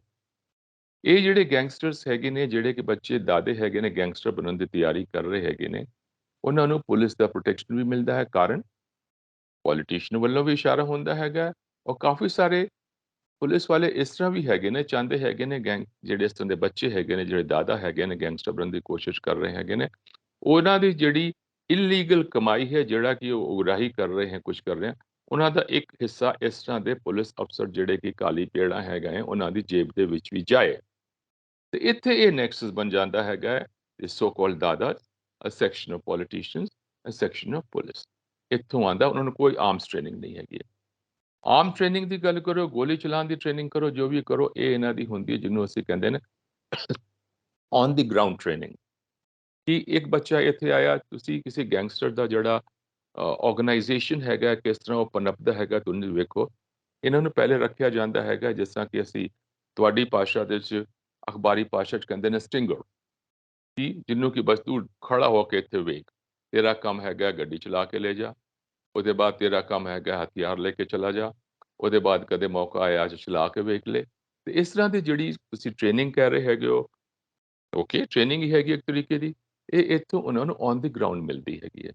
ਔਰ ਇਹੀ ਜਿਹੜਾ ਹੈਗਾ, ਇੱਕ ਵਾਰੀ ਜਿਹੜਾ ਬੰਦਾ ਜਿਹੜਾ ਹੈਗਾ ਇਨ ਕੰਮਾਂ 'ਚ ਆ ਜਾਂਦਾ ਹੈਗਾ, ਵੱਧਦਾ ਜਾਂਦਾ ਹੈ। ਕੁਝ ਦਿਨ ਪਹਿਲੇ ਮੈਂ ਇੱਕ ਸੀਰੀਅਲ ਵੇਖ ਰਿਹਾ ਸੀ, ਖਾਕੀ ਨਾਂ ਦਾ। ਉਹਦੇ 'ਚ ਕੋਈ ਬੰਦਾ ਦਿਖਾਉਂਦੇ ਨੇ, ਮਹਿਤੋ ਕੋਈ ਹੈਗਾ, ਚੰਦਨ ਮਹਿਤੋ, ਸਿੱਧਾ ਜਿਹਾ ਪੇਂਡੂ ਟਰਾਈਬਲ ਬੱਚਾ, ਗਲਤੀ ਦੇ ਨਾਲ ਉਹਨੂੰ ਮਾਰਨ ਨਾ ਆਉਂਦੇ ਨੇ, ਉਹਦੇ ਕੋਲ ਗੋਲੀ ਚੱਲ ਜਾਂਦੀ ਹੈ। ਇੱਕ ਵਾਰੀ ਗੋਲੀ ਚੱਲ ਜਾਂਦੀ ਹੈਗੀ, ਹਥਿਆਰ ਆ ਗਿਆ, ਤੇ ਫਿਰ ਹੱਥ ਤੇ ਲੋਕੀ ਸਮਝਦੇ ਨੇ ਕਿ ਬਸ ਵਾਹ-ਵਾਹ ਹੋ ਗਈ।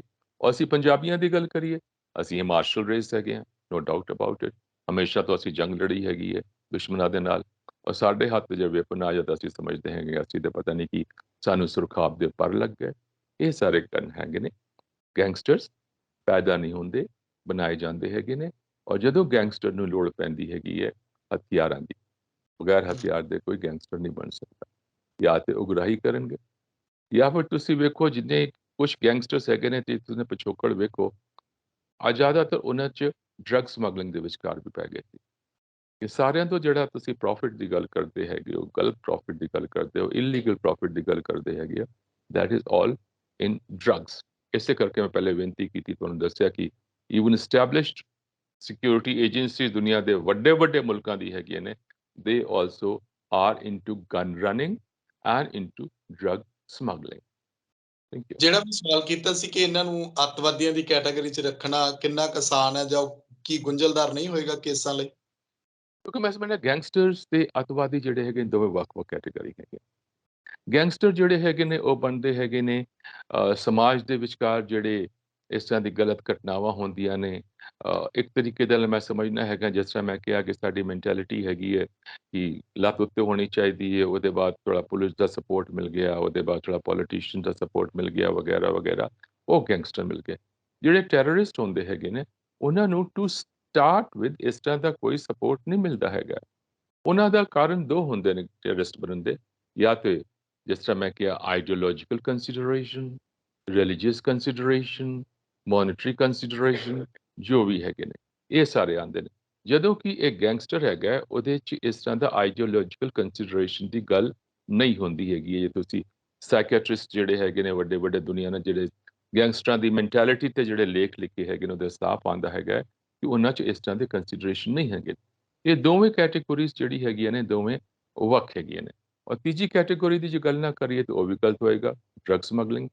ਉਹਨਾਂ ਦਾ ਜੀ। ਕੋਈ ਧਰਮ ਨਹੀਂ, ਉਹਨਾਂ ਦੀ ਕੋਈ ਜਾਤ ਨਹੀਂ, ਉਹਨਾਂ ਦੀ ਕੋਈ ਬਰਾਦਰੀ ਨਹੀਂ, ਉਹਨਾਂ ਦਾ ਧਰਮ ਇੱਕੋ ਹੀ ਹੈਗਾ ਹੈ, ਕਿਸ ਤਰੀਕੇ ਦੇ ਨਾਲ ਪੈਸਾ ਇਕੱਠਾ ਕਰੋ, ਚਾਹੇ ਉਸ ਜਿਹੜਾ ਡਰੱਗਸ ਹੈਗੇ ਨੇ ਉਹਦੇ ਕਰਕੇ ਜਿਹੜੇ ਜਵਾਕ ਹੈਗੇ ਨੇ, ਉਹ ਲੈ ਕਰਕੇ ਨਸ਼ੇ ਦੇ ਵਿੱਚ ਗਰਕ ਹੋ ਜਾਣ।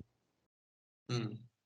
ਅੱਜ ਜਦੋਂ ਗੱਲ ਗੈਂਗਸਟਰਵਾਦ ਦੇ ਵਿੱਚ ਵੱਡਾ ਨਾਂ ਗੋਲਡੀ ਬਰਾੜ ਦੀ ਚਰਚਾ ਹੁੰਦੀ ਹੈ ਕਿ ਉਹਨੂੰ ਫੜ ਲਿਆ ਗਿਆ ਜਾਂ ਨਹੀਂ ਫੜਿਆ, ਇੱਕ ਦੁਚਿੱਤੀ ਵਾਲਾ ਬਣਿਆ ਹੋਇਆ, ਹਾਲੇ ਤੱਕ ਕੁਝ ਵੀ ਉਹੋ ਜਿਹਾ ਕਲੀਅਰ ਨਹੀਂ। ਭਾਵੇਂ ਮੁੱਖ ਮੰਤਰੀ ਸਾਹਿਬ ਨੇ ਦਾਅਵਾ ਕਰ ਦਿੱਤਾ ਸੀਗਾ।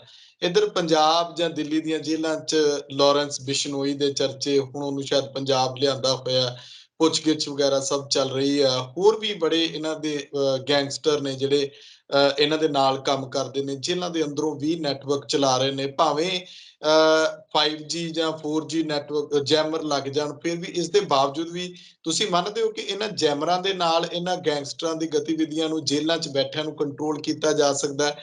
ਦੂਸਰਾ, ਜਿਸ ਤਰੀਕੇ ਦੇ ਨਾਲ ਇਹਨਾਂ ਦਾ ਨਾਮ ਹੈ, ਜਿਵੇਂ ਗੋਲਡੀ ਬਰਾੜ ਆ, ਉਹ ਵਿਦੇਸ਼ ਦੇ ਵਿੱਚ ਬੈਠਾ ਹੈ, ਕੀ ਉਹਨੂੰ ਭਾਰਤ ਦੇ ਵਿੱਚੋਂ ਕੋਈ ਪੋਲੀਟੀਕਲ, ਜਿਵੇਂ ਕਹਿੰਦੇ ਨੇ ਕਿ ਛਤਰ ਛਾਇਆ ਹੈ?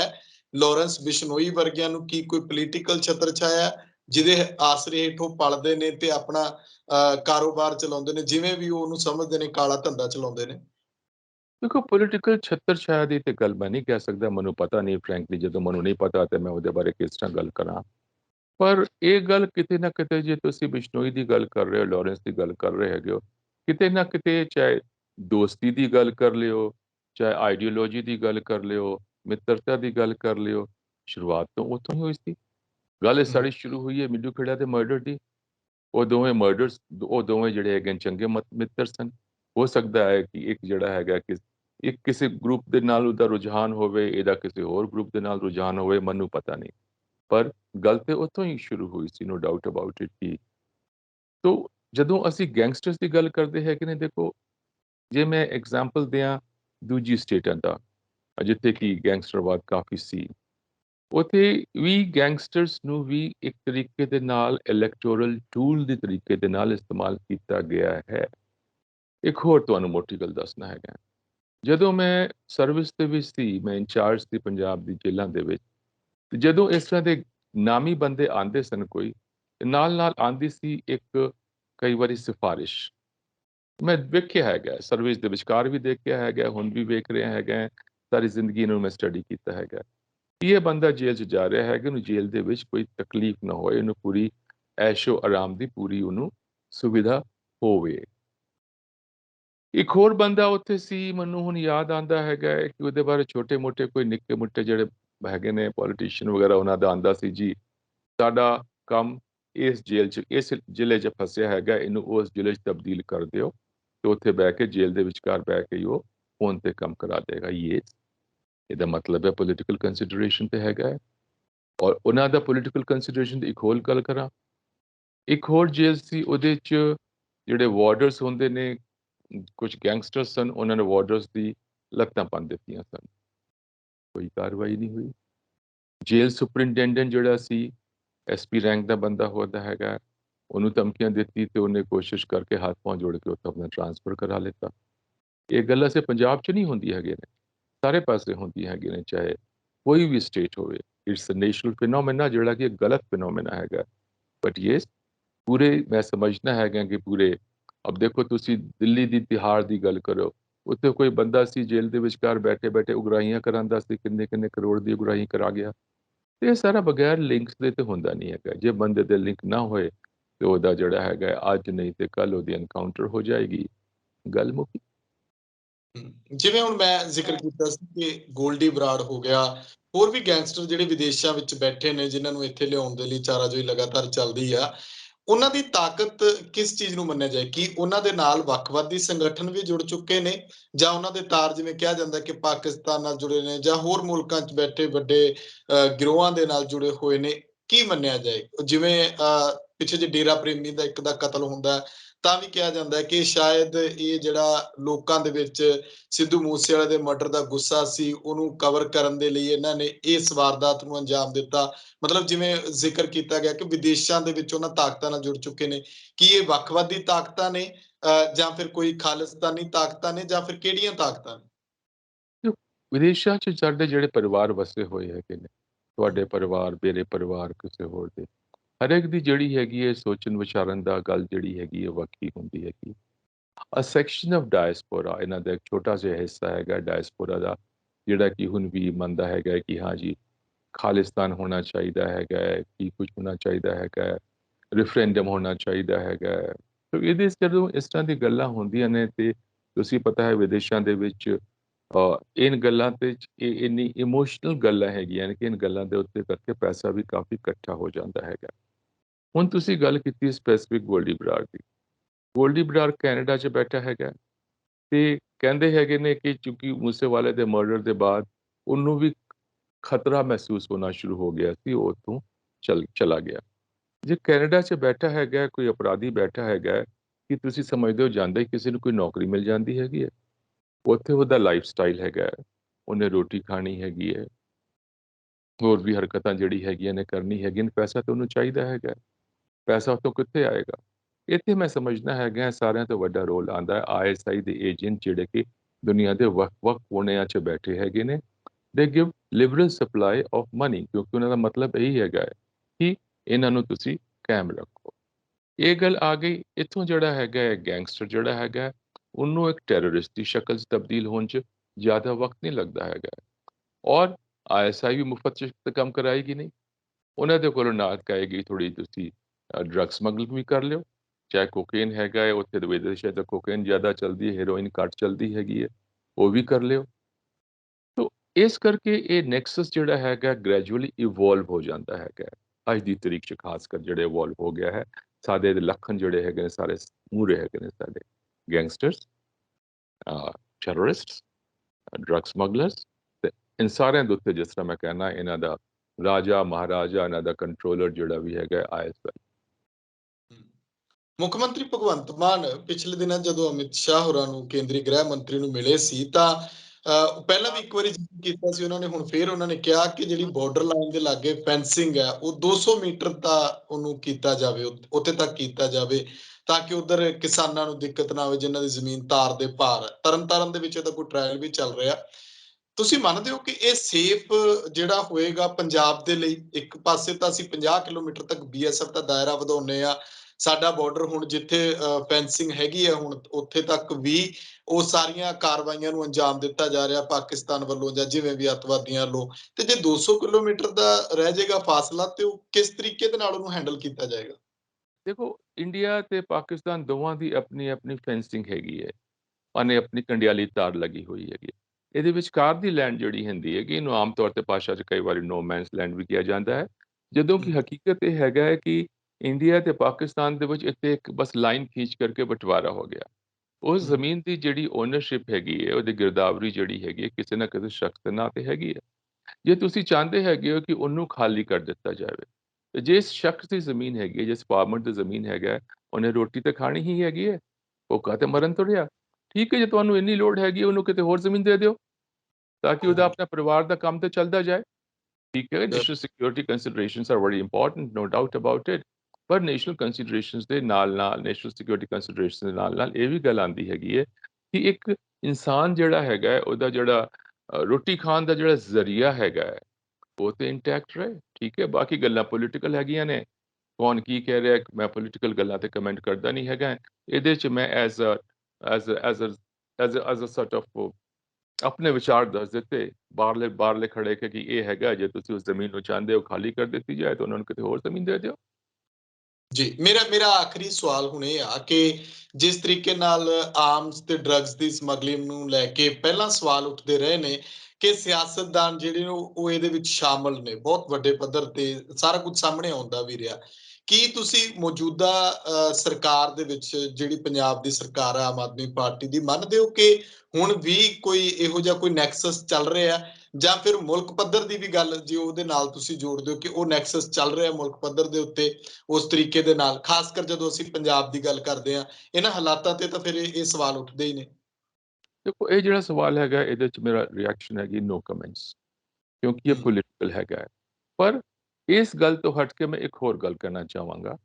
ਪੰਜਾਬ ਦੇ ਵਿੱਚ ਸਿਰਫ ਇੱਕ ਡਰੱਗ ਨੈਕਸਸ ਨਹੀਂ ਹੈਗਾ ਹੈ, ਡਰੱਗ ਸਮਗਲਿੰਗ ਨਹੀਂ ਹੈਗੀ ਹੈ, ਡਰੱਗ ਮਾਫੀਆ ਨਹੀਂ ਹੈਗਾ ਹੈ, road mafia, timber mafia, book mafia, ਹੋਰ ਕਿਹੜਾ ਇਸ ਤਰ੍ਹਾਂ ਦਾ ਵਿਭਾਗ ਹੈਗਾ ਜਿਹਦੇ 'ਚ ਕਿ ਮਾਫੀਆ ਨਹੀਂ ਹੈਗਾ ਹੈ?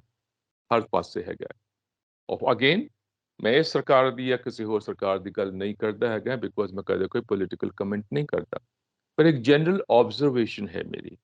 ਉਹ ਆਬਜ਼ਰਵੇਸ਼ਨ ਮੇਰੀ ਇਹ ਹੈਗੀ ਹੈ, ਜਦੋਂ ਪਿੰਡਾਂ ਦੇ ਵਿੱਚ ਪੰਚਾਇਤਾਂ ਦੇ ਇਲੈਕਸ਼ਨ ਹੁੰਦੇ ਹੈਗੇ ਨੇ, ਲੋਕੀ ਕਹਿੰਦੇ ਜੀ ਪਿੰਡਾਂ 'ਚ ਕਿੰਨਾ ਪੈਸਾ ਹੈਗਾ, ਠੀਕ ਹੈ, ਮੈਂ 10 ਲੱਖ ਖਰਚ ਕਰਤਾ, 20 ਲੱਖ ਖਰਚ ਕਰਤਾ, 30 ਲੱਖ ਖਰਚ ਕੀਤਾ। ਜਦੋਂ ਦੂਜੀ ਗੱਲ ਆਉਂਦੇ ਨੇ ਜਨਰਲ ਇਲੈਕਸ਼ਨਸ ਦੀ ਗੱਲ ਆਉਂਦੀਆਂ ਨੇ, ਕੋਈ ਕਹਿੰਦਾ ਮੈਂ 100 ਕਰੋੜ ਖਰਚ ਕੀਤਾ, 200 ਕਰੋੜ ਖਰਚ ਕੀਤਾ। ਜਦੋਂ ਰਿਟਰਨ ਜਾਂਦੀ ਹੈ ਇਲੈਕਸ਼ਨ ਕਮਿਸ਼ਨ ਨੂੰ, ਉਹਦੇ ਜਾਂਦਾ ਹੈਗਾ ਧੇਲਾ ਖਰਚ ਨਹੀਂ ਕੀਤਾ, ਜਾਂ 5 ਰੁਪਏ ਖਰਚ ਕੀਤੇ, ਜਾਂ 10 ਰੁਪਏ ਖਰਚ ਕੀਤੇ। ਇਹ ਪੈਸਾ ਜਿਹੜਾ ਲੱਗਦਾ ਹੈਗਾ ਹੈ ਕੋਈ ਵੀ ਇਲੈਕਸ਼ਨ ਹੋਏ, ਤੁਹਾਨੂੰ ਇਹ ਸਵਾਲ ਪੁੱਛਣਾ ਹੈ ਸੁਖਵਿੰਦਰ, ਕੀ ਤੁਸੀਂ ਆਪਣੀ ਵਾਈਟ ਮਨੀ ਕਮਾਈ ਹੋਈ ਉਹਨਾਂ ਨੂੰ ਡੋਨੇਸ਼ਨ ਚ ਦੋਗੇ? ਮੈਂ ਤਾਂ ਨਹੀਂ ਦਿਆਂਗਾ। ਤੇ ਪੈਸਾ ਕਿੱਥੋਂ ਆਉਂਦਾ ਹੈਗਾ? ਕੋਈ ਆਪਣੀ ਵਾਈਟ ਕਮਾਈ ਤੇ ਦੇਗਾ ਨਹੀਂ। ਤੇ ਨਾਲ ਉਹ ਇੱਕ ਹੋਰ ਨਵਾਂ ਕਾਨੂੰਨ ਬਣ ਗਿਆ ਹੈਗਾ ਹੈ ਕਿ ਜੀ ਜਿਹੜਾ ਸੋਰਸ ਹੈਗਾ ਹੈ ਕਿ ਫੰਡਿੰਗ ਦਾ, ਉਹ ਤੁਸੀਂ ਪੁੱਛ ਨਹੀਂ ਸਕਦੇ ਹੈਗੇ ਹੋ। ਜੇ ਕੋਈ ਬੰਦਾ ਆਪਣੀ ਵਾਈਟ ਕਮਾਈ ਨਹੀਂ ਦੇ ਸਕਦਾ, ਵਾਈਟ ਮਨੀ ਨਹੀਂ ਦੇ ਸਕਦਾ, ਤੇ ਫਿਰ ਨਾਰਮਲ ਕਨਕਲੂਜਨ ਇੱਕ ਜਾਂਦਾ ਹੈਗਾ ਹੈ, ਨਾਰਮਲ ਇੱਕ ਇਸ ਪੁਆਇੰਟ ਤੇ ਗੱਲ ਆਉਂਦੀ ਹੈ ਕਿ ਉਹ ਪੈਸਾ ਜਿਹੜਾ ਹੈਗਾ ਜਾਂ ਉਹਦੀ ਕਾਫੀ ਹੱਦ ਤੱਕ ਟੇਂਟਡ ਮਨੀ ਹੈਗੀ ਹੈ, ਚਾਹੇ ਉਹ ਇੱਕ ਗਰੁੱਪ ਵੱਲੋਂ ਆਈ ਹੋਏ ਜਾਂ ਦੂਜੇ ਗਰੁੱਪ ਵੱਲੋਂ ਆਈ ਜਾਂ ਕਿਤੋਂ ਆਈ ਹੋਏ। ਕਿ ਮੈਂ ਜਿੱਥੇ ਤੱਕ ਮੈਨੂੰ ਪਤਾ ਹੈ, ਮੈਂ ਤਾਂ ਕਦੇ ਨਹੀਂ ਵੇਖਿਆ ਕਿ ਅਸਮਾਨ ਤੋਂ ਪੈਸਾ ਡਿੱਗਦਾ ਹੋਏ। ਉਹ ਕੋਈ ਵਾਈਟ ਮਨੀ ਦੇਣ ਤੋਂ ਤਿਆਰ ਨਹੀਂ ਹੈਗਾ। I don't know. ਇਹ ਸਵਾਲ ਮੈਂ ਤੁਹਾਨੂੰ ਪੁੱਛ ਰਿਹਾ, ਦਾ ਜਵਾਬ ਤੁਸੀਂ ਆਪ ਦੇ ਦਿਓ। ਬਿਲਕੁਲ ਸਹੀ ਗੱਲ। ਅੱਛਾ, ਜਾਂਦੇ ਜਾਂਦੇ ਇੱਕ ਹੋਰ ਮੇਰੇ ਧਿਆਨ ਵਿੱਚ ਆਇਆ, ਜਦੋਂ ਕਿਹਾ ਜਾਂਦਾ ਹੈ ਕਿ ਗੈਂਗਸਟਰਾਂ ਨੂੰ ਖਤਮ ਕਰ ਦੇਣਾ ਚਾਹੀਦਾ ਹੈ, ਗੈਂਗਸਟਰਾਂ ਦਾ ਐਨਕਾਊਂਟਰ ਕਰ ਦੇਣਾ ਚਾਹੀਦਾ ਹੈ, ਤੁਸੀਂ ਕੀ ਮੰਨਦੇ ਹੋ ਕਿ ਗੈਂਗਸਟਰਾਂ ਦੀ ਘਰ ਵਾਪਸੀ ਹੋਣੀ ਚਾਹੀਦੀ ਆ, ਜਾਂ ਫਿਰ ਗੈਂਗਸਟਰਾਂ ਦਾ ਐਨਕਾਊਂਟਰ ਜਾਂ ਕਿਸੇ ਵੀ ਢੰਗ ਦੇ ਨਾਲ ਉਹਨਾਂ ਨੂੰ ਉਹਨਾਂ ਸਜ਼ਾਵਾਂ ਤੱਕ ਪਹੁੰਚਾਇਆ ਜਾਵੇ ਕਾਬੂ ਕਰਕੇ? ਮੈਂ ਸਮਝਦਾ ਹੈਗਾ ਕਿ ਦੇਖੋ, ਸਾਡੀ ਪ੍ਰੋਬਲਮ ਇਹ ਹੈਗੀ ਹੈ ਪੁਲਿਸ ਦੀ, ਜਦੋਂ ਵੀ ਇਸ ਤਰ੍ਹਾਂ ਦਾ ਕੋਈ ਵੀ ਕੇਸ ਹੁੰਦਾ ਹੈਗਾ ਹੈ, ਪੁਲਿਸ ਦੀ ਇਹ ਕੋਸ਼ਿਸ਼ ਹੁੰਦੀ ਹੈ ਕਿ ਜਿੰਨੀ ਛੇਤੀ ਹੋ ਸਕਦਾ, ਜਿੰਨੀ ਛੇਤੀ ਛੇਤੀ ਕੇਸ ਤੋਂ ਪਿੰਡ ਛੁਡਾਓ। ਪਿੰਡ ਛੁਡਾਉਣ ਦਾ ਮਤਲਬ ਹੈਗਾ ਇਹਨੂੰ ਟੂ ਕੋਰਟ ਕਰ ਦਿਓ। ਅਦਾਲਤ ਵਿੱਚ ਕਿਹੜਾ ਹੁੰਦਾ ਹੈ, ਕਿਹੜਾ ਨਹੀਂ ਹੁੰਦਾ ਹੈਗਾ, ਪੂਰਾ ਐਵੀਡੈਂਸ ਜਾਂਦਾ ਹੈ ਕਿ ਨਹੀਂ ਜਾਂਦਾ, ਕੀ ਕੁਛ ਹੈਗਾ, ਨੋਬਡੀ ਬੋਦਰਸ ਅਬਾਊਟ ਦੈਟ। ਐਨਕਾਊਂਟਰ ਦੀ ਥਾਂ ਤੇ ਮੈਂ ਸਮਝਣਾ ਹੈਗਾ ਇਹਨਾਂ ਦੀ ਘਰ ਵਾਪਸੀ ਹੋਣੀ ਚਾਹੀਦੀ ਹੈਗੀ ਹੈ। ਕੁਝ ਸਮਾਜਿਕ ਕਾਰਨਾਂ ਕਰਕੇ ਇਹ ਬੱਚੇ ਜਿਹੜੇ ਹੈਗੇ ਨੇ ਜਿਹੜੇ ਕਿ ਸਕੂਲਾਂ ਕਾਲਜਾਂ ਤੋਂ ਨਿਕਲੇ ਹੈਗੇ ਨੇ, ਅੱਗੇ ਤੱਕ ਗਏ ਹੈਗੇ ਨੇ, ਉਹਨਾਂ ਨੂੰ ਥੋੜਾ ਗਲਤ ਰਾਹ ਤੇ ਚਲੇ ਜਾਂਦੇ ਹੈਗੇ ਨੇ। ਔਰ ਹਰ ਇਨਸਾਨ ਨੂੰ ਇੱਕ ਮੌਕਾ ਮਿਲਣਾ ਚਾਹੀਦਾ ਹੈਗਾ ਕਿ ਤੁਸੀਂ ਵਾਪਸੀ ਆਪਣੇ ਘਰ ਆ ਕੇ ਜਿੰਨੀ ਸਜ਼ਾ ਮਿਲਦੀ ਹੈ ਸਜ਼ਾ ਲਿਓ, ਉਹਦੇ ਬਾਅਦ ਵਾਪਸ ਆ ਕਰਕੇ ਤੁਸੀਂ ਕਰੋ। ਮੋਟਾ ਜਿਹਾ ਇੱਥੇ ਐਗਜ਼ਾਮਪਲ ਤੁਹਾਨੂੰ ਇੱਕ ਹੋਰ ਦੇਣਾ ਹੈਗਾ ਹੈ। ਤੁਹਾਨੂੰ ਪਿੰਡ ਮੁਰੈਨਾ ਦਾ ਨਾਂ ਸੁਣਿਆ ਹੋਣਾ ਹੈ ਤੁਸੀਂ। ਉਹ ਡਾਕੂਆਂ ਦਾ ਅੱਡਾ ਹੁੰਦਾ ਸੀ। ਯੂਪੀ ਤੇ ਮੱਧ ਪ੍ਰਦੇਸ਼ ਦੇ ਬਾਰਡਰ ਤੇ ਪਿੰਡ ਮੁਰੈਨਾ ਵਗੈਰਾ ਪੂਰਾ ਇਲਾਕਾ ਹੈਗਾ। ਸਾਡੇ ਇੱਕ ਪੋਲੀਟੀਕਲ ਲੀਡਰ ਹੁੰਦੇ ਸਨ ਵਿਨੋਬਾ ਭਾਵੇ, ਉਹਨਾਂ ਨੇ ਉੱਥੇ ਇਹਨਾਂ ਤੋਂ ਹਥਿਆਰ ਜਮ੍ਹਾਂ ਕਰਾ ਦਿੱਤੇ ਸਨ। ਤੇ ਉਸ ਵੇਲੇ ਯੋਜਨਾ ਬਣੀ ਸੀ ਇਹਨਾਂ ਦੇ rehabilitation the. They are doing ਵੰਡਰਫੁਲੀ well. ਤੇ ਕਿਉਂ ਜਿਹੜੇ ਇੱਕ ਬੱਚੇ ਜਿਹੜੇ ਕਿ ਗਲਤ ਰਾਹ ਪੈ ਗਏ ਹੈਗੇ ਨੇ, ਉਹਨਾਂ ਨੂੰ ਫਿਰ ਤੋਂ ਸਹੀ ਰਾਹ ਤੇ ਲਿਆਉਣ ਦੀ ਕੋਸ਼ਿਸ਼ ਕਿਉਂ ਨਾ ਕਰੋ? ਕਿਉਂ ਉਹਨਾਂ ਦੇ ਸਿੱਧੇ ਗੋਲੀਬਾਰ ਕਰਕੇ ਤੁਸੀਂ ਮਾਰਨਾ ਚਾਹੁੰਦੇ ਹੈਗੇ ਹੋ? I don't believe in that, sorry. ਸਜ਼ਾ ਮਿਲਣੀ ਚਾਹੀਦੀ ਹੈ, ਜਿਹੜਾ ਅਪਰਾਧ ਕੀਤਾ ਸਜ਼ਾ ਮਿਲਣੀ ਚਾਹੀਦੀ ਹੈ, ਪਰ ਉਹਨਾਂ ਦੀ ਜ਼ਿੰਦਗੀ ਦਾ ਹੱਕ ਤੇ ਨਹੀਂ ਲੈਣਾ ਚਾਹੀਦਾ ਹੈਗਾ। ਜੀ, ਸ਼ੁਕਰੀਆ ਸ਼ਸ਼ੀਕਾਂਤ ਜੀ, ਬਹੁਤ ਧੰਨਵਾਦ ਤੁਹਾਡਾ। ਧੰਨਵਾਦ ਜੀ, ਸਤਿ ਸ਼੍ਰੀ ਅਕਾਲ।